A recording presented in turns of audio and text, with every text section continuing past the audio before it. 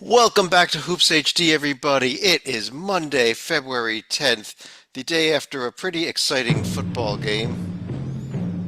Woohoo! No, stop that. I Stop won't do that. it to you all again. We did that last Stop night. I'm your host. This is our Hoops HD Report. I'm your host, Chad Sherwood. We got David Griggs and John Teitel up here, Joby Fortune in the center square, Matt Sikowski and John Sleeka to his sides, Rocco Miller from Bracketeer.org down there in the bottom row. So we got a full panel and lots to get through in what was a pretty exciting weekend of college basketball that saw a lot of upsets, some interesting things at the top of the polls, even that came out today. We're going to get to all of that. But I thought we'd start the show out by fulfilling a promise I made last night when I did not do a blind resume. Oh boy. So I think we do a little blind resume today. Does that sound okay, Griggs? Yeah, I love Okay. blind resumes. I- I just want to say, we were talking off air. How does the committee select the teams? This is how they do it. All 68 next to Yes. each other. So 68 blind resumes. This is how the real selection. No, I've got two resumes here that I'm going to start by admitting these are not great resumes. These are not going to be 1 seeds or 2 seeds or even 6 seeds or 7 seeds in all likelihood. But I want to throw it out there to a couple of you. This is. on I left already and- know who these two are. Well, then I'm not going to throw it to you, Griggs. Left or right, and Titel. Since you wanted one of these last night, let me start with you. Left or right, who do you like better? Before we get to any guesses. I'm leaning right for a couple of reasons. One, the predictives are much better, even though J&G right now is a toss-up. The non-conference strength of schedule is worse on the right, but the regular strength of schedule is better on the right. Left is a bit of a home court hero, so I'm leaning right. You're It's leaning not right. who I thought it was. Never mind. Okay. I apologize. Yeah. Mine does suck. Rocco, how about you? Would you lean left, or would you lean right as well with Titel? Oh, I'm squinting at looking at my phone screen, but Oh, sorry. I will. No, you're good. I actually figured out the left team. I think it's tough. I definitely like the record overall for the left team, of course, but you have that extra weight at the top for the right. I think it's really close. OAR says team on the right. I guess I can trust that, but I might be surprised. I know the team on the left I have as the third team out today. Okay, I think you figured out who the team on the left is. Joby, let me go one more opinion here. I know you made a comment about it. I'm torn here. I will go right, even though I hate that non-conference strength of schedule. I think that would be, if that gets a 3 in front of it, I think the committee will go out. In this, those 10 spots are important. It's the road wins. I mean, if you notice the team on the left, there's no road until you get to tier 3. And so that road win, even though it's 72 isn't that great, and 110 most certainly is not that great, at least they've done something on the road, so I will go right. All right. Okay, I think I know who it is now. Oh, let's go ahead I and think I figure know out who who the they are. right is. All right, Matt, who are the teams? The team on the right's BYU. Correct. Oh, okay. I didn't know. Oh shoot, I was wrong. The team on the left. I think I I can help know you out. why Rocco Yeah, I likes mean, the I team. need to phone a friend on that one. Matt, Rocco guessed I it. live near them. I live near them. Let's just put it that way.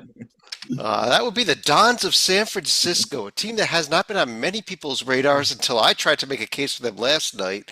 But Rocco, I get they're missing the road wins. That's a huge hole, though they've got two good chances left at Gonzaga and Oregon State still, not the San Diego one necessarily. But how close is this team? I guess you said third team out right now, right?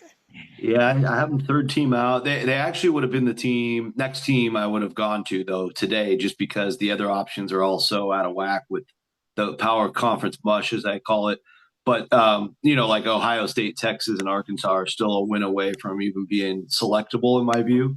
But obviously they're all right there, 1 win away. San Francisco's case, yeah, they just got their best road win of the year at LMU, but it's still buried in quad 3. And they get that Oregon State and Gonzaga. Those are the 2 last big chances at a road win.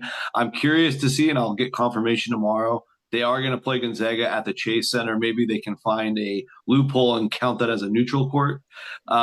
So they got 2. Either way, they have 2 cracks at Gonzaga. I think if they beat even if it's counted as a home game, if you get Gonzaga and St. Mary's and they've had an otherwise pretty solid year, I think they got a chance to squeeze in. Rocco, I can help you with that. They cannot. It will be a home game. It's not Well, it's not the arena, it's who does the management of the event. that's true, but the Warriors help with it though. And it's all for NIL money. That's the only reason they're playing there. And it's the Memphis game counted as a neutral. That was already done the same with the same management. So that's why I think okay. I was about to use that as an example of a game that was counted as neutral because they didn't do it. I didn't. Well, you say the management's the same. This is a conference game. Both games are Chase Center. He is correct about Yeah, that. yeah, but you can play like you can in theory play a road game on your home court. It's actually happened a couple of times. that'd be great. I mean, I would love that. yeah, but Wisconsin Milwaukee did it once, and the Palestra did it. I think it was one of the. I think it was Penn at the Palestra one year was technically the road team. But they'll tell you it's who's doing the event management that determines a home or away. Right. It probably was now the a Big committee's Five going to game. know that it wasn't their campus. Yeah. Yes, yeah, and it's going to be a lot of Gonzaga fans like it was last year. It's the second year it's happened now. So, but it's very interesting, and it's good to have the Dons in the conversation. That's for sure. Let's go ahead and go to the standings and results and scores. And let's start things off, of course, in the SEC, where we start most weeks. First of all, those of you who've been watching for a while, I got a new little stat on the screen here. On each of the conferences, we'll be able to see its conference rank. That is according to Ken Palm. Those are Ken Palm conference ranks. So the SEC, the number one conference in the nation, surprisingly. I didn't realize that. The SEC was number one. That is amazing. And the new polls are out following Auburn and Duke both losing. And Titel, let me start with you. Auburn stays number one in the AP poll, falls to number two in the coaches poll. Setting up the game of the year this coming weekend. As awesome as it would have been, I think, to see Coach Bruce Pearl go undefeated in the best conference in the history of the sport. Their luck ran out at home last Saturday in the 9-point loss to Florida. The only encouraging sign is that they trailed by 21 with 14 minutes left, made a nice run to cut it to single digits at the end. And the reason we locked them previously, each of their 8 remaining games are against top 50 Ken Palm teams. If they go winless, they still have a preeminent profile. Top 10 in the nation in scoring, top 10 in shot blocking. 6 of their top 7 scorers are seniors, along with McDonald's All-American Tahad Pettiford. The X factor for me is shooting guard Denver Jones. When he scores under 4 points, they're 1-2 this year. When he scores 4 points, 20 wins, 0 losses. That is some deep dive analysis there, Ty. Oh, that is brilliant. Chad, I want to say something and give you the credit. Well, I don't want to, but I should. I've been making a living off this. You discovered that this is just the second time in 18 years that we're going to have a number one versus number one. It's actually going to be the 4th time in the last 25 years. I'll go one step further. There was a February game. You know what? And I lost my list, unfortunately. And one of those times was a national championship game between Illinois and North Carolina. So I don't know how much that really counts. But two number one teams playing each other, AP and Coaches Bowl number one. But let's talk about a couple other teams. It was Wisconsin, Ohio State. I remember that one distinctly. Yeah, Wisconsin, Ohio State was about 22, 23 2007. years ago. Yeah, and then OU Kansas, we know. Yeah, and the OU Kansas just back in 2016 triple overtime game. We'll get to that game is coming up this weekend in a second here. But first, let's talk about the team that beat Auburn, Matt. The Florida Gators. How about that performance, going to Auburn and winning by 9, and maybe it was even bigger than that? Yeah, that's the one where I think they got a real shot at a 1 seed. Now, before that, their metrics said, hey, 1 seed consideration. Their wins were not quite at that level. Their wins are at that level now. Just that one just totally catapults that profile to for like decent two seed in that middle of the 2 seeds to now they probably would be the 4th number 1 seed if the tournament started today. Well, they'd be close. Salika, I know you missed our show last night, our bracket rundown show, but Tennessee ended up being our 4th 1 seed and not Florida, although it was pretty close. I mean, and the Volunteers, they had a nice week as well. Well, one of the things we joked about was Tennessee losing the aggregate against Florida, but they, excuse me, still managed to get a couple wins last week against a red hot Missouri team at home and also a win at Oklahoma. Yeah, and I mean, it just goes in when you look at each of these profiles. I'm still blown away. Joby, Texas A&M, right there as well. How about Yes. their week? That win at Missouri, very impressive. No one talks about Texas A&M. They're like the secret team. Uncle Like they're going out, they're Buzz. taking care. They're up, bracket matrix, and I agree with bracket matrix. By the way, on this one, they have them as a 2 seed. We're talking about three SEC teams on the 1 line, maybe 4 if Duke takes another bad loss, and Texas A&M is like saying, hey, look at me. Great win on the road at Missouri. And Missouri is in the top half of the field. This isn't just like they beat a Missouri team that's out of the, the preseason, 12th team in the conference sort of thing. They're putting down names, taking away. They're getting wins on the road. Ole Miss earlier was a great road win just a couple of weeks ago. The Aggies and Buzz have it going on. You got to love their defense. The way they get in your face, they have enough scoring that's really producing a consistent play on the offensive end, which sometimes Buzz's teams don't. This Aggie team, hats off to them. They've really, and if you ask the average college basketball fan, not just a casual fan, a fan, go, oh yeah, the SEC so good, Auburn, Alabama, Tennessee, Florida. A&M's the 5th team out of there. A&M wouldn't even come out of their mouth most likely. Watch out for Buzz. Oh yeah, I am with you all the way, Joby. And Rocco, I think when we're discussing this conference, we're still talking protective seeds beyond those 5 teams even. How about Ole Miss? Did they beat Kentucky this last week and then picked up a road win as well? Yeah, I mean, Ole Miss is tough as heck, and they've had their moments. They're 3 out of 4 now in the win column. It's not easy to stay in the win column in this league. Every night is an absolute war. That's why nobody's getting on more than like a 4-game winning streak pretty much ever, except for Auburn. Now Ole Miss gets South Carolina, so nobody wants to be the first team to lose to South Carolina. We'll see if Ole Miss can avoid that landmine on Wednesday, because they do get Egg Bowl round 2 this Saturday, Chad, which will be good. That's a Mississippi State team that got off the schneid themselves with a big road win at Georgia. Yeah, and Griggs, let's throw another team in there. How about Missouri? I mean, this team is right up there as well nationally. Number 21 in the polls. They really are, and I like this team a lot. I thought that they were a bit of a home court hero overall, at least when compared to the other protected seeds. They need to do a little more on the road to get all the way up there. They won at Florida. But they did win. Yeah, they've won at Florida, and they won at Mississippi State. We haven't been, I mean, as far as them being a protected seed, we haven't been putting them up there yet. I think that we need to see a little bit more on the road to get them up there, but they are easily in the top half of the bracket. I think they're good enough to play their way up to a protected seed. Whether or not they actually do it, I don't know, but it wouldn't shock me. That's how good they are. Titel, one of the most interesting things I think about Missouri, they may have the easiest schedule of all these SEC teams left. I think their hardest games are all behind them at this point. They do host the Tide on February 19th. Well. But yes, compared to some of the teams that have like 3 top 5 games remaining in a row, it's relatively easy. I'll give you that. Hey, Chad, Missouri didn't win it. They didn't win a game in the SEC last year, so they got the absolute last place schedule this year. And they're benefiting from it. Yes, they are. much like Louisville in the ACC. I'll go back to. I want to look at something real quick. Go back to Missouri's profile to further Rocco's point.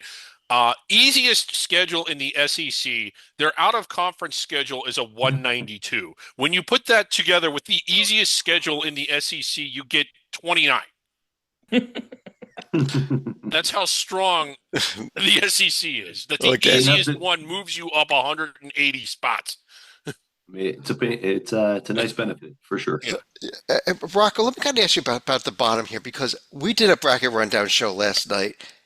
And I did my own bracket last week as well, and both times we ended up with 14 SEC teams in the NCAA tournament field in February. Not on not in November. In February, 14 teams. Now I know you've got issues with Arkansas and Texas. Quite frankly, I have the same issues with them. Uh, Yeah. but we're looking at a huge number of SEC teams still that are right there in Yeah. play. Yeah, and it's getting to a point where I don't think there's many scenarios left where you're not going to get at least 11, so they're going to at least tie the record of the Big East of that super year they had. But there is still upside for 12. What I'm trying to remind myself is to keep an open mind. It's a different era. These teams are so dominant. You're playing a top 50 game almost every night. But I still don't see a path for 14. Even 13 seems unreasonable. So what I did last week, Chad, was I was actually on a show in Gainesville is I took basic Ken Palm cumulative rest of season. So even if he's saying you're only going to win 2 games, the cumulative will give you that third or fourth win. So it's about as fair as you can look at it. And just based on, taking quad 4 games out, I have Arkansas finishing 3 games short at 11 and 14. I have Georgia finishing 1 game short, which they could still get in at 11 and 12. And same with Vanderbilt, which I don't think they would get in because they have 330 non-conference straight to schedule. No great road wins yet. But the teams that are looking good are Oklahoma with that great non-conference. They would get to 13 and 11. And Texas actually has a favorable schedule down the stretch. Now, you could argue that because Coach Terry is a little bit on the hot seat. Things could get weird down the stretch as well. But based on the math and based on the cumulative, Texas looks promising at finishing 12 and 11 with their remaining schedule. So it really is coming down to all these variables because so many of these teams play each other. And I'll finish with this.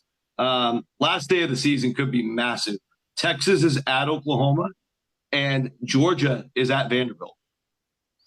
Oh, Actually, I have the home teams reversed there. Vanderbilt at Georgia, Oklahoma at Texas, but still huge games either way. Yeah, I guess I did that. well, I'm not as excited. Either way, as I it doesn't was matter. when we first That said is a absolutely huge day for these bubble teams here. And those could be elimination games or even the conference tournament games beyond those could be elimination games. Joby, you had a comment on it?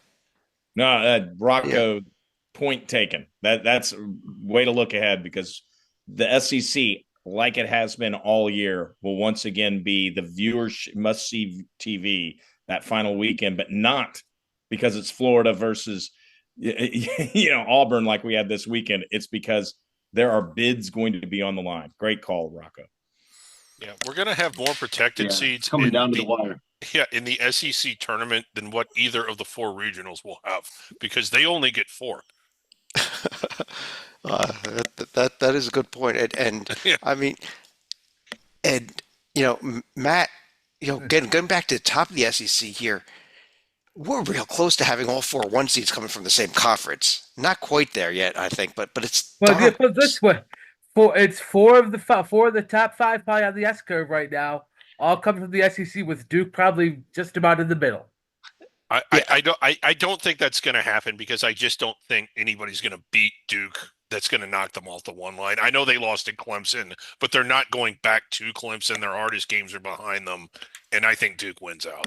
And Clemson is good. I mean, let's not. That's like they also beat Kentucky. That's like maybe not Auburn losing to Florida, but that is like Auburn losing to Ole Miss or something. Well, before we jump to the ACC, which we'll get to in a second, let's take a quick look at the upcoming schedule. And as with every single week, we can pretty much circle everything. Auburn with that tough trip to Vanderbilt that's been a landmine for several teams so far. Alabama at Texas, Florida, Mississippi State, Georgia at Texas A&M, Tennessee at Kentucky, and Griggs, that's only tomorrow night. That's only tomorrow night. Yeah. Tennessee, Kentucky's good. I mean, wow. Well, all of those games are have a storyline. Vandy on the bubble. Auburn, you don't want to get caught looking ahead. Texas also needs a big win. Alabama, tough road game. Florida and Mississippi State, both in the top half of the bracket. Georgia on the bubble. Tennessee and Kentucky, more of a showcase than a stakes game, but what a game. Again, we got other games. Ole Miss has a road trip on Wednesday. Oklahoma's at Missouri. I know, Tytel, you're excited about LSU and Arkansas. Even more excited about South Carolina and LSU coming up in a couple weeks here. But let's on the serious note, though, the game, Stalika, Saturday, 4 p.m. ESPN, Auburn at Alabama. Number one versus number one, if you take a look at the two polls. This is something even the Iron Bowl in football could never match. Never. I wonder if that's a good question, Slika. Is this the best Auburn Alabama game possibly ever? Oh, absolutely. Even outpacing some of these football games, which they've had some incredible and some huge games, admittedly. Yeah, and that's even with the Iron Bowl not being played on campus sites until, was it the mid 1980s on the gridiron? But they've always been on campus sites in basketball, as far as I'm aware. Yeah, the build-up for this game, and I know Titel alluded to it, I won't steal his thunder, is enormous. I mean, there's this misnomer that the SEC, it's all football. I mean, they love their football, but it's the basketball, it's the same as anything else. When it's good, the fans are excited. And having some ties to that state in that area, it's off the chain. Like the build up for this is enormous. It's going to get a huge rating, at least in the local market. The Auburn Alabama game. And is Bama administration hoping they lose the game so they don't have to pay the fine, because the fans will definitely storm the court if they win? When you have as much money, they will storm the court. If you have as much money as they do, I just don't think they care.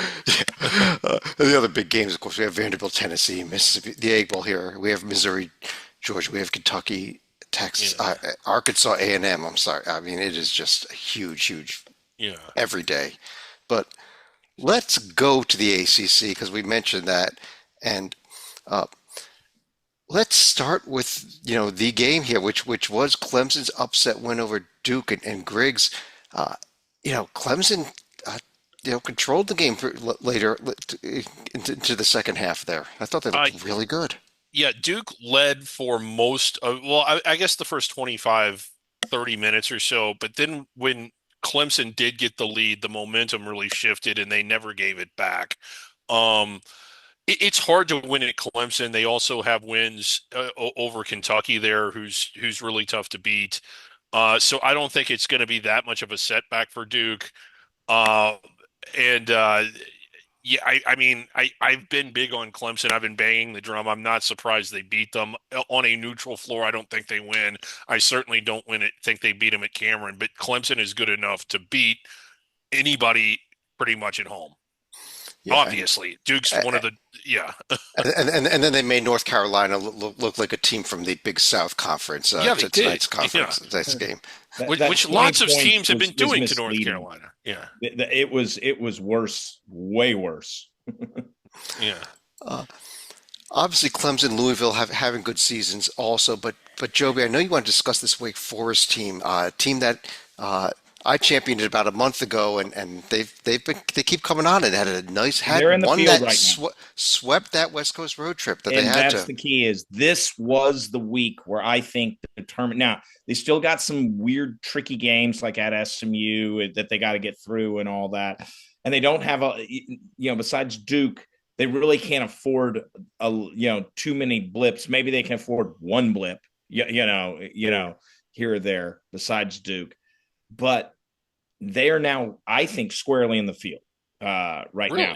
Once again, Bracket Matrix, which I'll cite too, has them there. J&G is they're up to a 10 seed in the J&G, right on the edge of the 10 line, so that they've got some room to work with. They faced what I thought, this is where Wake stubs their toe. They go out west. They have to play the double swing of Stanford and Cal, and just like it's tough for Stanford and Cal when they come east, it's tough for one of these North Carolina teams to go all the way out west and live out there for a weekend. And to their credit, they took care of business. And it wasn't, you didn't really feel like they were in trouble, even though they won both by high single digits. They were the better team and they looked like it, and they didn't have to squeak it out. They looked like a tournament team who took care of business against a good Stanford team. This is NIT level Stanford team, and a Cal team you really do need to take care of. But they did well, and Wake has made their step. And right as I give them their props, they'll promptly go out and lose to the Wolfpack and SMU in the next week. Well, Rocco, I want to get your thoughts on this SMU team. It's a team that I made a case for last night in our bracket rundown show. Might be in the field, kind of not on that they've done anything great, but they just have volume of wins and even one less loss to this Wake team. Yeah. I couldn't believe it. I put them in as the last team today, just held my nose because they have one of those profiles where you're just waiting for that final stamp of approval and you can't find it. But it is hard to go perfect in all your other 18 games, which is what they've done. I know they lost their 5 games against tournament level competition. In a couple cases, really embarrassed in the Louisville and the Duke performances. So it's made it even harder because they don't have a top end win really in the top 2A of quads. It's bad like that. But at the same time, all that winning has to add up to something. It's a lot of road wins. They're 8-2 road neutral. So all of that's really tough to do. I mean, you'd think there'd be a slip up somewhere, but there's just not yet. And in reality, there's enough decent left. They get the Wake Forest game Joby mentioned on Saturday this week. They'll get 2 with Stanford still. Actually, no, a road Stanford, and they'll get Clemson at home. Clemson will be like the one that's the juiciest of them all. So obviously, if they fall short in those, they're going to be on the wrong side. But they remain interesting because of those factors. So that's where I'm at with them right now. You know, the Pitt home game even will help because it will probably be their best win actually if they just get that this week. Well, pull up Pitt real quick. Not to make a case for them. I just want to see how good of a win that would be. 3. It'd be Pitt's. Yeah, Pitt is not. You gotta look at the sequential. I don't want to. It's certainly not a home bye game. It's not. But I don't know. Is that really a tournament caliber win, beating a team that's that bad on the road at home? No, he was just trying to make a 2 point and 7 in their last 9. 2 and 7 in their last. Yeah. Like Rock said, my only point was by net. That's their best win of the season. Right. Okay. Yeah, I got you. But it'll still only be quad 2. Yeah. Unfortunately. Deservedly. Should be quad 3, honestly. Yeah. As far as the rest of the league goes, I mean, Titel, I don't even know if there's anybody that we're looking at besides these first 5 teams at the moment. Is there? Not the way North Carolina played tonight. I just don't see it happening. If anybody wants to sell me, feel free, but I don't see it. Yeah, I guess the only obviously Stanford's pretty far out of it now. They got close a little bit ago, and I will say I was at the Stanford Wake Forest game last Wednesday, and Jalen Blakes is still injured, and they're obviously much weaker without him, and they barely lost to Wake without him, and Benny Geeler had the flu all week, so he missed both games. That's why they barely squeaked by NC State. And there's an opportunity there to play SMU. They go to Duke, they go to Louisville. So they're not completely written off because if Stanford somehow pulls off a miracle at either Duke or Louisville, they would be pretty interesting just because the bubble's that weak. Yeah. Here's some of the upcoming games. Syracuse and Miami. Miami was supposed to be Pitt at SMU. I hit the wrong button there. I think the big one probably is this Wake SMU game on Saturday.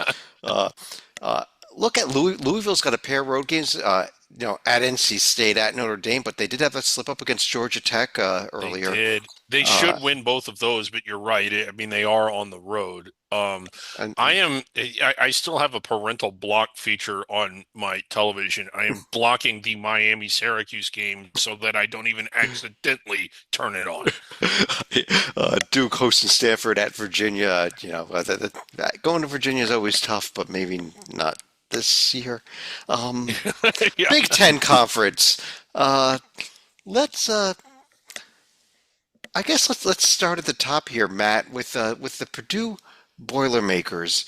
They win at Iowa. They take care of USC, and this may be another team that could spoil that SEC party on the one line if they keep winning.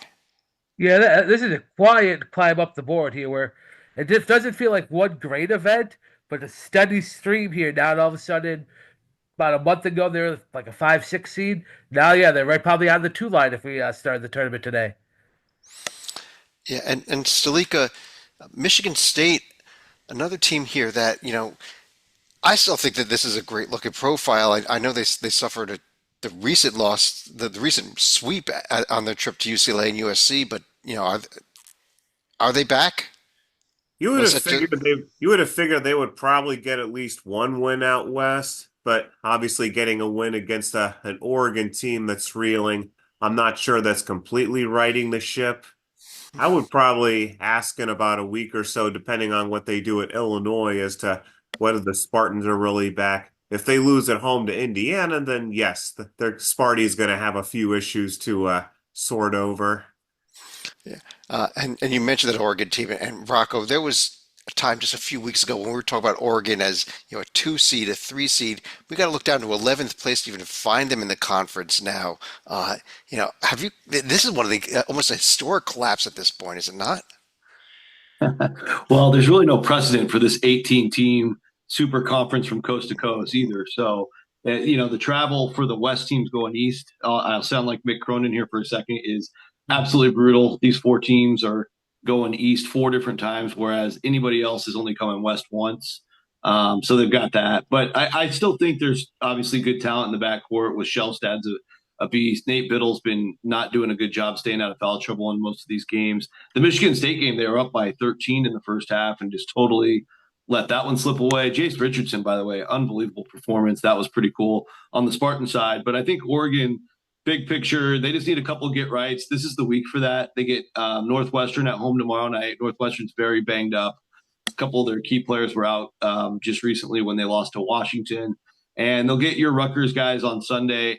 Again, nothing against Rutgers, but they're traveling cross country. Oregon's got to win those two this week. If they do that, then they're going to start getting back on the right track, and then they get back on the road again. So, but they might be okay by next week. A few other teams to discuss. Titel, the Illini. I'm going to pull them up here on the right side of the screen. It's a rather interesting profile with so many good wins, but a lot of losses now too. One team that couldn't win at Rutgers, the Fighting Illini. At home? No, at Rutgers. At Rutgers. Coach Brad Underwood started 12-3 and has taken a duck-like turn, losing 5 of his past 9. Good news, only 7 regular season games left. Bad news, the schedule is brutal. UCLA, Sparty, Whiskey, Duke in non-conference, Michigan and Purdue. Good luck. For a team that knows how to defend the three-point line, they only allow 30% behind the arc, which is top 25 in the nation. They sure don't know how to make them either. 31% made is bottom 75 in the nation. And in this era of grad transfers, the Illini are succeeding by importing freshmen from around the world. As their top 3 scorers are freshman Kasparas Jakachonis from Lithuania, freshman Will Riley from Canada, and freshman Tomise Ivisic from Croatia. With only one senior on the roster, and Evansville transfer Ben Humrickhouse, if they all return next year, I don't think they will, but if they all return next year, I think this is like a Sweet 16 team next year. Unfortunately, we live in the era where you can't say anybody's return next year on any team. That's right. But I do agree that Joby, one of the hottest teams, maybe the hottest team, honestly, in the Big Ten right now, after Purdue, is the Nebraska Cornhuskers. Wow. This is a team that was outside looking in just a few weeks ago. Now they're in.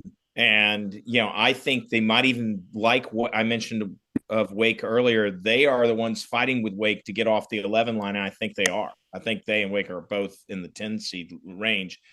They have had 3 really weird streaks. So they have a 6-game win streak in December and in December that includes good win over UCLA, doubling up Southern, who was undefeated in the SWAC, and blowing out Indiana. Not just amazing, but good wins. Then they went on a 6-game losing streak, and the losing streak wasn't like, they played Sparty on the road, and no. Their losses were to Rutgers at home, USC at home.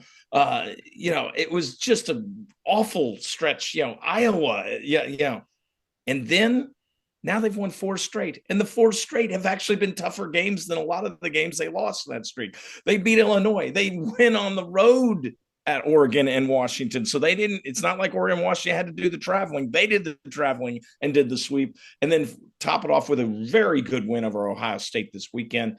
This team, hey, it could go as wrong. If their season is any indication, they could go on a 6-game losing streak right after this, given it's gone 6-6 and now 4. But my prediction is they'll beat Maryland, they'll beat Northwestern, and then lose out to teams like Penn State and Minnesota. Yeah, I mean that's pretty on, bro. And again, they're just not consistent And they would be had they not made the worst administrative decision in athletics history. Moving on here, Matt. Yeah. I'd like to get your take on the UCLA Bruins. This is a team that I made a case last night. I think that this is a 5 seed towing a 4 seed. Nobody else agreed with me, but 7 wins in a row now for this team. Yeah, I'm closer to you, and this is.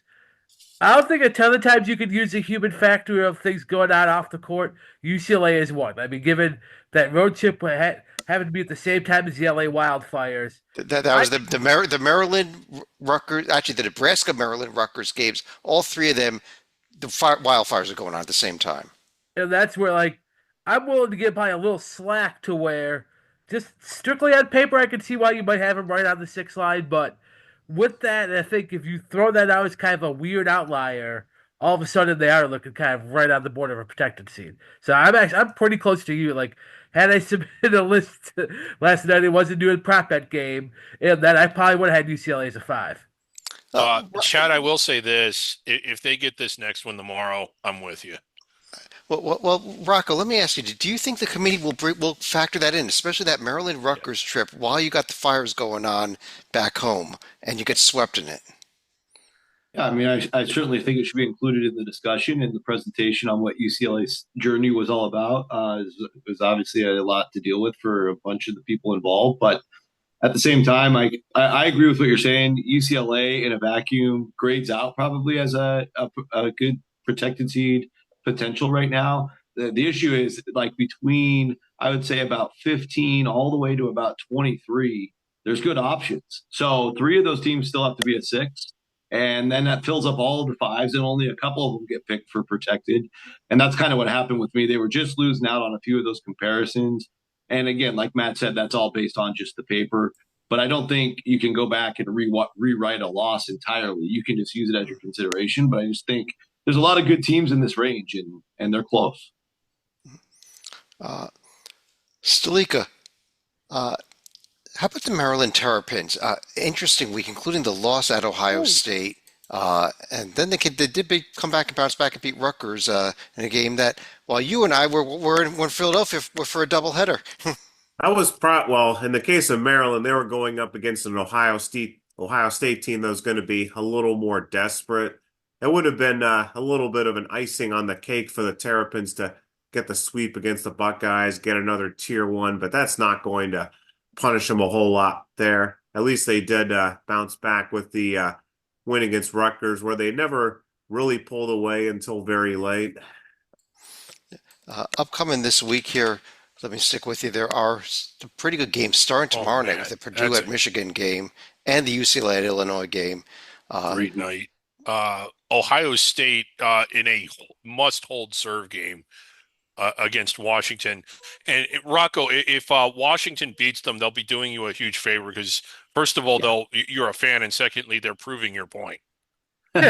Well, yeah, and if you're talking about the Ohio State game on Wednesday, I mean, it would be nice because I'm tired of having to take Ohio State out just because they have so many losses. This would just kind of bury them once and for all. But if not, Ohio State's been such a weird team. The reason why Michi Johnson's not on the roster anymore, there's just a lot of weird variables going on with that team. And Chet, before we move on, because we got into this last night, but Rocco wasn't there to hear it. Can we pull up Ohio State real quick? Because I kind of want to get his reaction to my take. I know that you like to grade out the top 3 tiers, and I know that they have a losing record, but I think we could also agree that not all top 3 tiers are the same. And Auburn and Illinois and A&M and at Whiskey and at Maryland. I mean, when you're talking teams that are nets of 16 or better, and you lose all of those away from home, what are those teams' combined records at home? It's got to be like 97-3 or something. So, I mean, it's not. I think you got to factor in that those are not just any regular tier 2 or 3 loss. Those are losses that most protected seeds would have a hard time winning and probably wouldn't win. Yeah, no, I think those are good points. And I also like, out of any of the teams that have been under 500 in this area, these top 3 quads, as we call them, meaningful games, Ohio State's the one I've been putting in regularly because they have that win at Mackey. They're the only team that wins there. It's an unbelievably hard place to win. 6th hardest road win by the net and all that. But my biggest thing about Ohio State, on top of all that, is they've lost at home 4 times. I mean, come on. And if in their 16 hardest games, you can stretch that all the way into 2B, quad 2B, they're 6-10. I mean, that's just not a successful team in my eyes. And one of those losses is really a tier 3 loss, Pitt. There you go. Maybe you, 2 of them in Indiana as well. I was I like Pitt more than Indiana. So I like to look at how many times you lost at home just to kind of balance that, you know. Yeah. There's some of the other and they have lost at home. Yeah. Key games this week: Maryland, Nebraska, Wisconsin at Purdue in a big one. We even discussed Wisconsin tonight. Michigan State at Illinois. Michigan at Ohio State. Ohio State really needs that game here on Sunday. Yeah. What about Wednesday? Huskies are playing better. They might get them. Yeah, well, Washington at Ohio State. It says Tuesday on the screen. That is a Wednesday game. That's a error from the NCAA website that hopefully we'll correct it tomorrow morning. Shows how many people are paying attention to Washington basketball, Chad. Yeah. Pretty much. Let's jump over to the Big 12 conference, where Matt, why don't we start top here with Houston? They do get a 2-0 week. Again, didn't play the toughest of competition, but here they are at 19-4 overall and number 6 in both polls. Yeah, if a Big 12 team gets to the 1 line, I know people probably would think Iowa State. I would bet Houston if one can get there. And that now they probably just about to have to win out and then maybe take one in the semis and finals of the Big 12 tournament. In that, because they didn't do a whole lot out of conference. But that's one, given that their level of potential play could go on a run to maybe, like I said, take one of those SEC 1 seeds away. Yeah, and it's kind of funny that the team title that's being most discussed as the number one seed after Houston is not the second place Arizona or third place Texas Tech team. It's the fourth place Iowa State team. Isn't it? Coach TJ Otzelberger was 17-2 just a couple of weeks ago. Then he did, in duck-like fashion, a 3-game losing streak. He did get back on track by destroying TCU by 30 points last Saturday, 18-5 overall. He's got 3 winnable games coming up, and then the huge road trip to Houston on February 22nd. There is no need to push the panic button for this team. They're top 20 in the country in offensive efficiency and top 20 in the country in defensive efficiency. And before you drop them too far in your bracket, I want you to remember that Milan Momcilovic, who was 2024 all-conference freshman team, he's finally back from injury.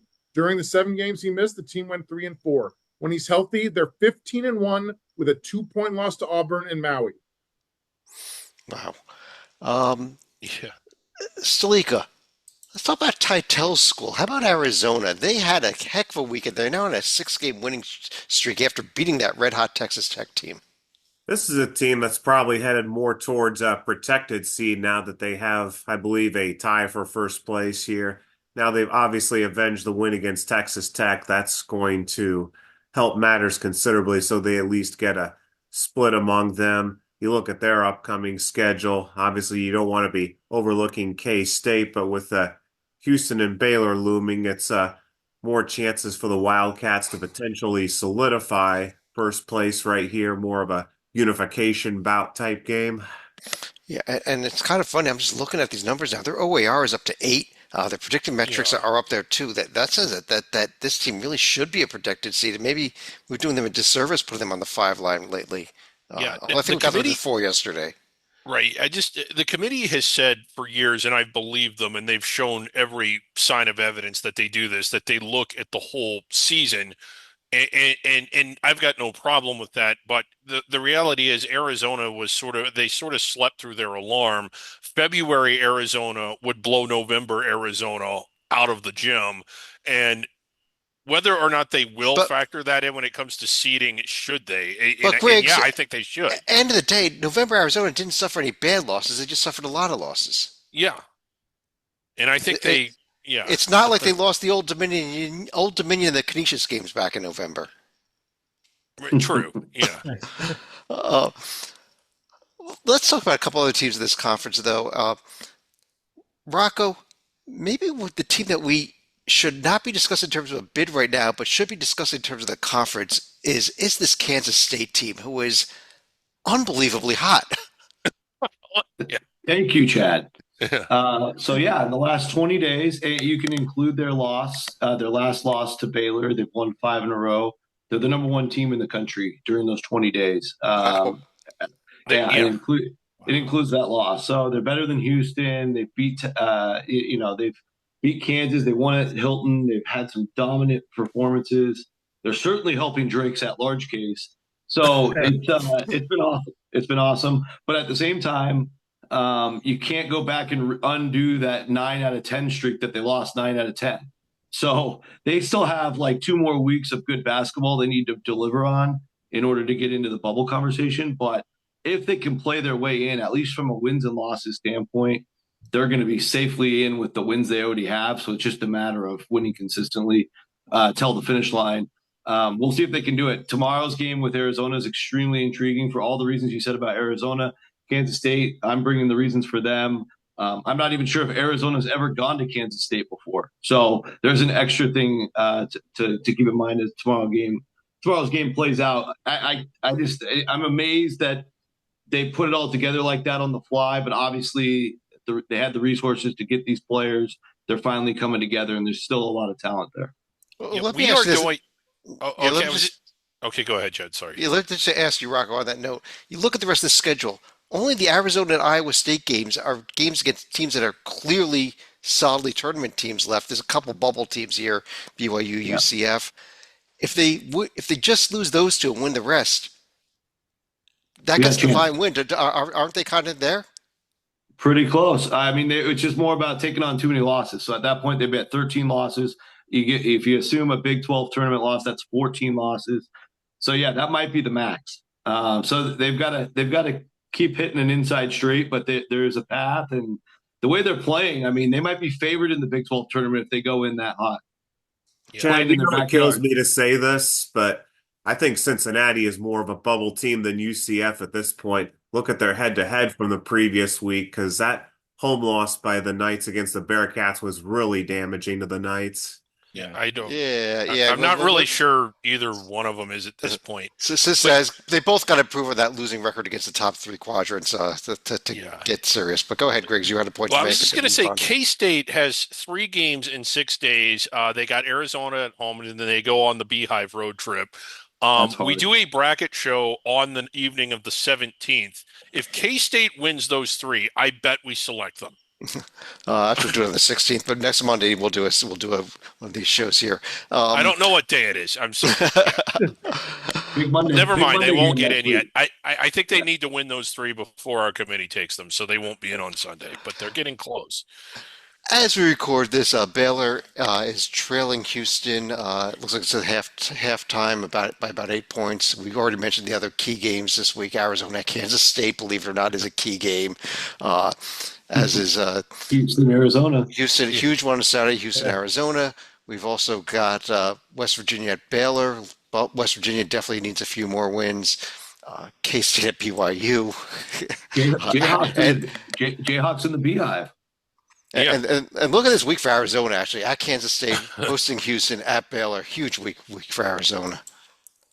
The other thing I was just going to say on the league is that Baylor they're playing right now, but they just got healthy fully for the first time last Saturday. They looked really good in that UCF win. I'm wondering if Baylor's going to turn it on down the stretch. We've been waiting for them. Didn't they just lose somebody for the season today, though? Who's I didn't that? hear that. Yeah. Did they? Or am I thinking of the wrong team here? Give me half a second here. Okay. I didn't hear.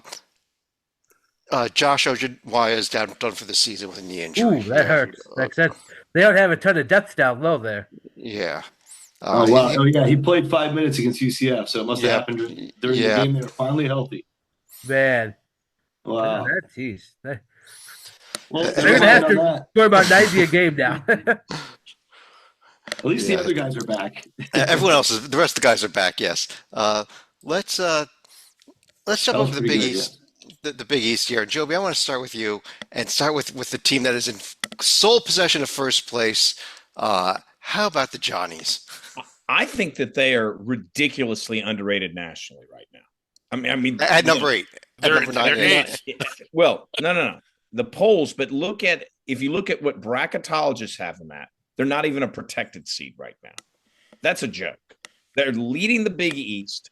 They just came off a win against Matt's Marquette team, who is a protected seed in most bracketology, and they went on the road and beat the two-time defending champions UConn. Hey, UConn's not UConn necessarily, but they're still. You go into stores, you get the win. That's a big deal, and they put up a gaudy record, and all of a sudden they're out of conference is starting to look just a little bit better than it did. Kansas State, heard of them before? Out of nowhere. This team is deserving of respect, deserving of being, I think, on the 3 line right now. They have a stretch of winnable games ahead of them. Creighton is really, really tough, one of the hotter teams in the country, but they get them at home. That's going to be a really fun game. But I think the opportunity is there. I can't speak for like bracketologists, Joby, but I do think that they just sort of go from week to week. And the one thing we've been saying about the Johnnies all year long is how backloaded their schedule was. And maybe they just haven't adjusted to that yet. But if you're asking me, is this team good enough to end up on the 3 line? I think they are. And I think when that happens, they'll be projected there. Yeah, I wrote a long blurb about St. John's this morning on my post, and they moved their way up to a 3 seed today. And it surprised me because they were a 5 going into that UConn game, but that UConn game checked a lot of boxes they needed. They needed a road win. They needed a win against another win against the Field. It's a really high level net road win, and all their other records are phenomenal because they've only lost 3 games all year.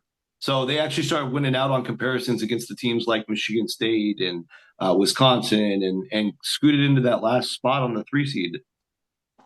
And what's great about them is we're going to get to see them play the entire Big East. This isn't a case of, as we pointed out with the, Missouri getting that, low, SEC, not that the SEC has any bad schedule to have this year, but the Johnnies, you can't say, well, the schedule was nice to them. No, they're going to go to Marquette on the last game of the year. They will play everybody. Big East isn't what it normally is, but that doesn't change the fact that it's still a solid conference, and they are in first place with only 1 loss in that solid conference. Titel in second place, right behind them, and with a 9-game winning streak, right behind their 10, is this Creighton team. And how about how hot this team is, and are they towing that protected seed line as well at this point? They are. Can't argue with the winning streak. Can't argue with beating Kansas and at UConn and beating St. John's, which only 3 teams have done all year. Marquette win. If Marquette's your 4th best win, you're doing something right, as Matt will be quick to point out, even though they did lose at Marquette.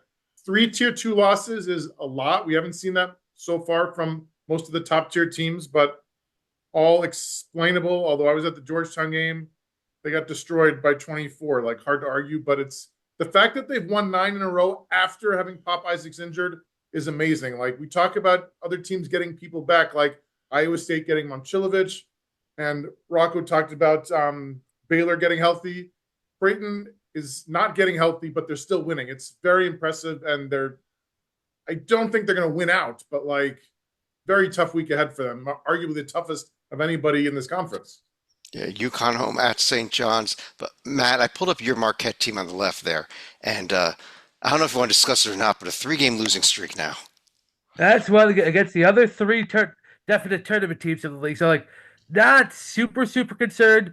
Although the level of play, they haven't been as good since the new year started. It's definitely stepped off from what they started the year at. But I think with the schedule, and they're banged up. Like, that's what, like, Stevie Mitchell actually hasn't been practicing all year, and I think you saw it, his legs were dead in the Creighton game, and that Chase Ross has a bad left thumb. So, like, it's things where that week off upcoming after the DePaul game is sorely needed for a couple of guys. Either that Ben Gold might have recurrence of his shin splints he had in the summer between his freshman and sophomore year as well. Stalika, you and I were at the Xavier Villanova game yesterday, followed by the UMass LaSalle game as well. But how about your Musketeers? Unfortunately, not looking good right now. Well, they blew probably their last chance well, except for a possible home game against Creighton. That was probably their last chance of getting a Q1 game on the road. So obviously that's going to be a major black mark on their schedule, even if they were to win out the rest of the way. Because at this point, they're going to have to go for quantity of wins because clearly quality of wins are not going to be there this year because the win at Marquette is the only real notable one that they have. Yeah, unfortunately, they got to play a lot better than what we saw yesterday in Philly to, to get back there. And it was just it was a shame because they had been coming on strong for a while. Let's Yeah, take. yeah, they had a good couple weeks there, but God, I think the Uh, loss at St. John's really killed them because that basically diffused any momentum they had coming out of Milwaukee. uh, Key upcoming games here: UConn at Creighton tomorrow. St. John's has the Hey, road trip to Nova Wednesday, and big one Sunday. Creighton and St. John's ooh, that national TV one's FS1 awesome. game. Yeah. MSG. Yeah. Uh, hey, by of the course, way, yeah. UConn at Creighton tomorrow is not only dollar beer night, but it's also Red Panda at halftime. So it's gonna be awesome in Omaha. Oh, forget it. Show's over. Everyone Joe, yeah. just get to Creighton right now. I'm Let's leaving go. and driving to Omaha right now. Let's go to But the other also conference. highlight Xavier of Providence because we may No. have to check the roof at the amps for possible leaks because you know something weird always happens in that game. Oh God, that was the best game ever. It Let's had real a quick. rain delay and what was it, double overtime? It was the best game ever. Triple overtime. Yeah. Let's take a real quick look at a couple other conferences. The American, at this point, the only team we're paying serious attention to is Memphis and Griggs. They did what they had to do this week. They took Yeah. care of Tulsa, and then they got their revenge on Temple for that loss earlier in the season. Yeah. If you pull Memphis up, I don't know. I've always said this about teams that are sort of in this situation to where you feel like that they're undermatched um, by their league and by their remaining schedule. Do they sort of get bored with their season between now and the NCAA tournament? And because of that, will they drop a game? You are everybody's showcase game. Like you got to go to UAB. They're going to be way up for it. You got to go to Wichita. You would think that Memphis would win those easily, but when you don't have the stimulation of showcase games and big atmospheres and games that mean something, and all you're doing is really holding serve in what amounts to tier three-ish type games, do you just kind of go to sleep? That's what they got to avoid here. They got two road games this week. They are Yeah. going to South Florida on Thursday. They are going to Wichita State on Sunday. That's always a tough trip, also, that Yeah, Wichita it is. trip. It's the round. I mean, it's still the roundhouse. Wichita is not as good as we've seen in the recent past, but they're still pretty good. But I think this is a Memphis. I don't know where the committee will seed them, but I think they have a high ceiling and can win a couple games in the NCAA tournament. Uh, Over in the West Coast Conference, Rocco, Woohoo! we talked about the San Fran team who's now half a game up on the Zags at the start of the show. But what about the team that they beat on Thursday night, the Gales, who still have a pretty darn impressive profile? Yeah, they do. And St. Mary's is that's what was the other part of the result that was just so impressive that the Dons beat them while Gales were on their hot streak. They, I had seen them the week before go on that 30-0 run to crush Santa Clara on the road. St. Mary's only made three pointers in that San Francisco loss. I think they were like 3 for 23 from three. So credit to the Dons, but also got a little bit of luck there. That last shot by St. Mary's could have easily gone in and they would have hit the game winner. So they followed that up and got back to their normal averages and pounded Oregon State, which is no small feat. They're only the second Yeah. team to win at Oregon State. Gonzaga couldn't do it. So I thought that was really impressive. And that just shows the kind of character St. Mary's is. And they've got another big one tomorrow hosting Santa Clara for round two on a special Tuesday edition of the WCC. We like those around here because we don't get very much West Coast basketball during the midweek. So, but yeah, they're I really no concerns about that San Francisco loss. It was just a huge breakthrough for the Dons. Uh, Gonzaga, who is now going to be hosting San Francisco in a huge game coming up on, I guess it's on Thursday night. Yeah. Big game here. And Titel, I keep looking at this Gonzaga profile, and when you look at wins and losses, you're kind of like, but then you look at the metrics and you're like, oh, wow. What do you do with a team like that? You're the J&G. You put them in an 8-9 game and flip a coin. The San Francisco game will be huge because I think they'll win the next two, although they certainly will not overlook at Washington State. The St. Mary's rematch after watching the first game, maybe certainly out for revenge. And then tough. It's a very tough. I mean, I'll defer to Rocco. He's the king of the West Coast. Like, is this one of the most difficult Gonzaga closing schedules you've ever seen? Because it looks kind of hard to me. Yeah, I mean, it has to be because up until adding these two Pac-12 teams, there was never this kind of depth before.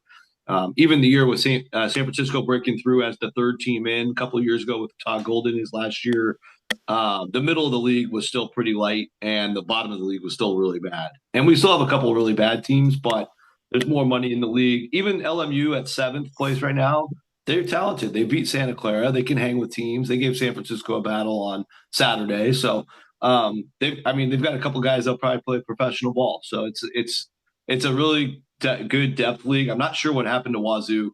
They got swept by Pacific, which is just crazy. But obviously they've had a decent first year under Coach Riley, so I don't want to give them too hard of a time. Yeah. Upcoming games this week, Rocco mentioned tomorrow night Santa Clara St. Mary's game, huge one Thursday night, San Francisco at Gonzaga. That's the other one to really circle. Big one. Yeah. Let's jump over to Joby, to your favorite conference, the Mountain West. What have we got? A zero bid league right now, Joby? Do we lose Joby? Oh no. He's boycotting this segment. He's boycotting the Mountain West segment. The Mountain West has turned him to stone because he was frozen for a moment. I'm back.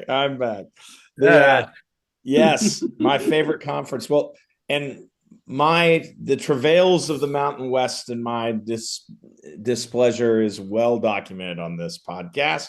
But one team that has usually avoided my scorn is San Diego State. And the reason why is very simple. They actually go out and they schedule people. These teams, no one wants to play them. No one wants to play them. Sorry. People are playing San Diego State. And whether it can be local like Gonzaga, but it can also be far away like Creighton, it's Oregon, Houston. These are good teams that San Diego State are, played this year out of conference. So, hey, this is one of those normal years. San Diego State takes care of business in conference. They get a bid. Hey, this year they haven't been quite as good. Okay, that's fine. Until we've gotten to the last 6 games. This team stinks. It does. Oh, they're 4-2 though. They're 4-2. Let me run through the 6-game stretch, starting with a loss at home to a not good UNLV team, followed by they won a road game in overtime over 300 Nets Air Force by 1. Follow that. Good win over Nevada. You could argue one way or another since it was away. But then the next 3, San Jose and Wyoming by a single 2-point score. And then finally, the well-earned loss like they got with UNLV comes this weekend to probably a better than anybody else they played Colorado State team. And that's kind of the point. They are Colorado State. That's how good they are. And Colorado State screams NIT to anyone on this call. I think they can get in. They can get into the Mountain West tournament. I agree with you. Yeah. Colorado State does have Utah State left twice, so let's not close the book on them. Yeah, they have chances, but right now, I don't have any trust that San Diego State beats Utah State. I mean, Utah State is a tournament team. They've earned it to this point in the season. San Diego State is just playing so poorly, and they've gotten lucky in 3 of their wins. They've gotten lucky against teams that are tier 4. I want to stress that. Tier 4, they are skating by. Not tier 3, tier 4. This team is struggling right now, and you could see a lot more. I mean, Tim Miles has a decent shot at him in the next showdown. He really does. Watch. Oh, of course he does. I'll tell you, we could talk about Utah State and New Mexico both playing really well here, but Rocco, I want to get your take on one other team. Is Boise State suddenly close to making the field with you? And I know they have a really, really bad loss down there at Boston College, but. Well, that's an interesting dynamic by itself. But But yeah, I think Boise State with the 4-game win streak right now, they're starting to work their way back in. I think they're like my 8th team out today. So but they've got enough on the remaining schedule to get dangerous. They've got a New Mexico game, they've got a Utah State, and they go to San Diego State, Joby's favorite team, on Saturday. So, and Boise State, we've seen this for years under Coach Rice. They get better and better.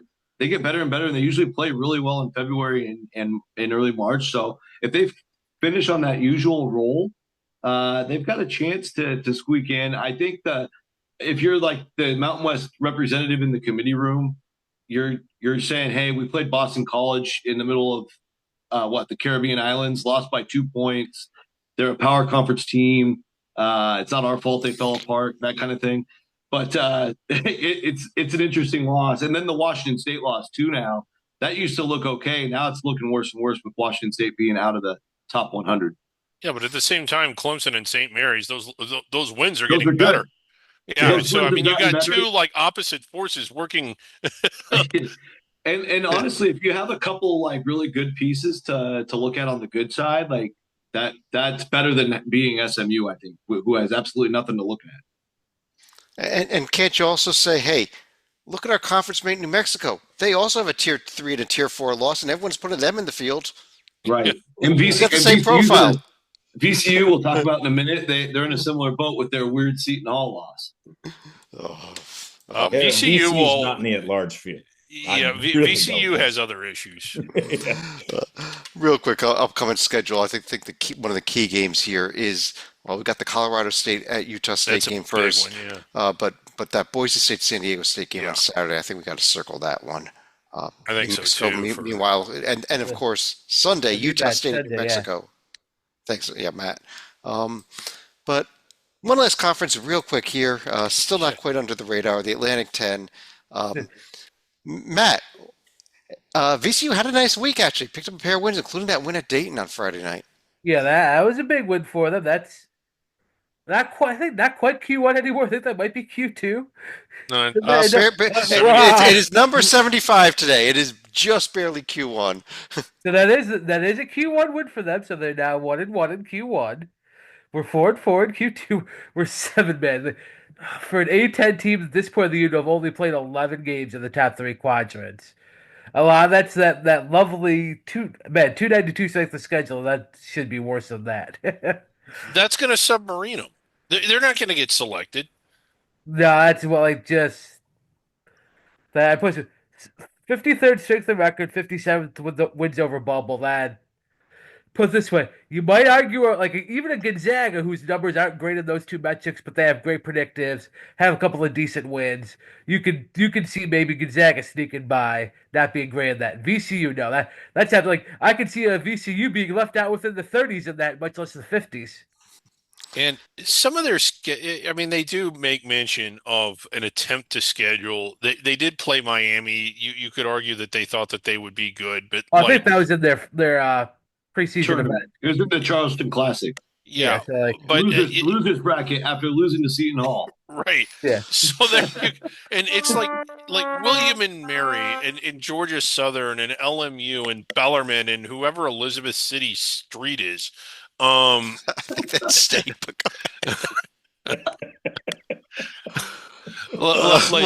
Who knew those teams just wouldn't play out? Let's move on real quick. Can I make one point? Yeah, go ahead, Ron. Go ahead. Oh, sorry. I just want to on the VCU real quick. The one thing I like about them, they're one of the most dominant home teams in the country. They haven't had a game at home go closer than 12 points, and in general, all their losses are by single digits. Nobody's been able to just blow this team out. That stupid Seton Hall loss was in overtime. They've been only lost in squeakers, really. The 9-point loss at St. Louis is their biggest defeat. So they're obviously really good, which is why their performance numbers are good. And I think if they can keep picking up A10 road wins, it might add up to enough. We'll see. Yeah. Big storm scheduled for tomorrow. For going into Wednesday here. So we'll see if that VCU GW game even happens on Wednesday. We might be getting some postponements. But we're expecting 6 inches in Washington State. Same here up in Jersey. Salika, How about LaSalle and UMass? Well, here's the underlying storyline for here. With that win, Angry Frank's team is now tied for fourth with Dayton, and because of their win Oh against my God, Myers they are. Vandals, they're actually in a double bye right now. We only got to see half of that game, but the one half we did see is where Rasul Diggins went off and ended up with 34 points in his homecoming to Philadelphia. Yeah, we saw it was a close game in the first half. Unfortunately, we got stuck in traffic getting from the Wells Fargo Center over to the new building there in LaSalle and only got a second half of the game. Uh, Well, same building, but just it's definitely refurbished from what it had been before. Refurbished, reconfigured. They actually switched the direction of the court and everything in there. Upcoming this week, George Mason. They're technically your first place team. They're at St. Louis and then hosting St. Joe's, while VCU at GW. But that's it for the major conferences here. Let's run to final thoughts and get out of this show here. And Titel, I need the screen share, so I'll start with you. First of all, everybody who wants to send hate mail to the puppet, I can confirm he does live on Elizabeth City Street. Secondly, my final thought is about Creighton point guard Stephen Ashworth. Picture here. He's always been a great free throw shooter. He's never shot worse than 86% from the line during any of his 5 years of college basketball. This year, he's on the precipice of history. So the record is Missouri State freshman Blake Ahern, 97.5% in 04, which has stood for over 2 decades. Through his first 23 games this year, Ashworth has made 83 of 85, so he's just above Ahern at 97.6%. 7 regular season games left, at least one in the Big East tourney, probably at least one in the NCAA tourney. It's very hard to ask anybody to shoot for perfection, but this kid's missed 1 free throw since late November. He has a legit shot to break the record, so I hope he goes out there and kicks some Ashworth. All right, Joby. I don't know if you guys discussed this last night, but there is a team and a few of us offline have talked about. There's a team that has gone a power 5 team that has gone winless on the road for the last year. But yet, in between, has won an ACC tournament by going through 5 neutral court games and making the Final Four. Your North Carolina State Wolfpack, what's going on your road record? Your Griggs' favorite team, I think, right now. But don't despair. You close the season at Miami. Oh, man. Circle that game. Matt, you're up next. I will say, going through when we start off with the SEC, which we should, the one thing I did see is, if you want to pull up the SEC standings real quick, if you can, we see the top 10, all 500 or better. After that, we see 3 and 7s and 4 and 7s. That might be an interesting dividing line to where, say, if the SEC doesn't get the 13 or 14 they're projected to now, if this holds, and say, yeah, there's that gap between 10 and 11, and it stays that way, I think at least 2, if not 3, or maybe even all 4 of those all get left home if they're a couple of games behind the top 10. I agree. I think at the end of the day these teams play out, which is why I'm focusing in on these teams like the SMUs and the Wake Forest and the teams with the gaudy records, but haven't beat anybody. Let me go over now to Sleeka. With only 4 weeks left in the regular season, we're starting to see some bubble watch updates come out of major pages like Fox Sports and ESPN. Now, a sign that ESPN might be a little too heavy on predictive metrics is when you see teams like Louisville with, let's say, a 50% chance of making the NCAA tournament, and teams like Cincinnati had supposedly a 60% chance, and Wake somewhere around 20 to 30. I find that extremely hard to believe, and I can only imagine that's because certain teams have better predictives than others. But hey, if the Bearcats are able to beat Utah at home this week and beat Iowa State on the road, we'll have that discussion. But otherwise, take it with a huge grain of salt. Oh, yeah. Rocco. Couple injury notes. Berkey Bayuk Tunsil, Nebraska's 7-3 Turkish beast, is going to miss the next game, probably the whole week. They have a couple dicey ones at Northwestern and a home Maryland game. I forget the order. So that could be interesting when we were talking about Nebraska. I wrote that down. Chad Baker-Mazara also went down in that Auburn loss to Florida. Of course, Auburn has a massive week again. He's been cleared to play, it looks like, against Vanderbilt tomorrow. So key component to that loss, though, against Florida, him going down. And the team I wanted to talk about, we just whipped through the American, so I missed my chance, was Florida Atlantic. That's all right. Not much to talk about bids-wise. But Florida Atlantic, they're winning right now by 14. Their 3 last games in a row, again, playing at American level competition, but winning them all by 20 plus, really starting to get things humming under first-year head coach John Jacobs. Of course, came in with a great background out of Baylor and lots of success as an assistant. They run a really fun system, 4th best offense in the last month per Torvik, and looking and shaping up to be a pretty dangerous team as we head into the end of February, early March. Keep your eye on the Owls. They'll get Memphis on February 23rd. That will be fascinating because they still have some disciplined things to work out, but they have a really fun system, and it's getting better with age. All right. Griggs. Okay, I'm going to start off with a little bit of an interactive final thought. Going back 30 years to 1994, the three-point line was only 7 years old. Windows 95 wasn't coming out for another year. The list of programs or in teams that have been to either 5 Sweet 16s or been beyond it twice is long. I mean, off the top of my head, a lot of programs that aren't even blue bloods have done it. I think Miami has certainly done it. Has Washington done it, Rocco? Sweet 16s, yeah, 3 of them under Romar. Okay, yeah. So I think they've been that far. Several Big Ten teams have done it. Stalikas, Xavier Musketeers have done it. Who? What was that, Joby? Virginia has. Yeah. Oh, Virginia has certainly done it. Here's who hasn't done it. Indiana since 1994, basically in the post-turntable era, they just haven't had a lot of success. They've been to 4 Sweet 16s in the last 30 years and been beyond it once. So when you take that into account and then you take into account who their fans think the candidates are to be the next coach, it's just hilarious. On that note, a couple of things actually. First of all, I want to give a quick shout out to the Akron Zips and the Yale Bulldogs as being the only 2 teams left in the nation that are undefeated in their conference play. Southern Jaguars went down tonight, second of all, we'll talk about it next week, but coming up this Saturday, 12:30 on CBS, is the NCAA tournament bracket, midseason bracket reveal, so something to keep an eye on. We'll definitely discuss that next week. But on behalf of David Griggs, John Titel, Rocco Miller, check him out at bracketeer.org, Matt Sikowski, Joby Fortson, John Salika, I'm Chad Sherwood. Thanks for joining us. We'll be back Wednesday with Under the Radar, Sunday night with a bracket rundown, next Monday with another Hoops HD report. Talk to you again real soon.